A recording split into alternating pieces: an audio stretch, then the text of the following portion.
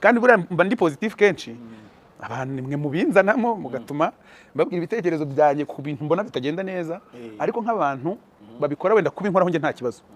kuntamo buriya nta kintu bintwaye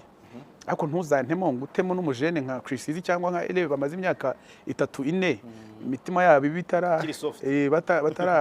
batarakomera cyane ushobora kwangiza kariyeri y'uwo muntu kubw'amaramuko yawe rero ninda yawe yakunaniye wowe ukumva ugiye kwica umuhanzi w'abanyarwanda kugira ngo YouTube izaguha amafaranga ibyo bintu numva bikwiye jara ntago bikwiye kabisa icyo kintu sicyo nujya no kubivuga ujye umenya ngo uyu muntu ngiye kubabaza koko afite ubushobozi bwo gukira mu gihe kingana iki ko hari abajene kubitamo gutya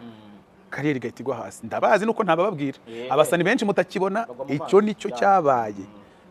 umuntu bigahita byanga ku buryo burunduye naho rero mpera mvuga nti umaze nawe kugwisha batatu nta tuzahure ngaruka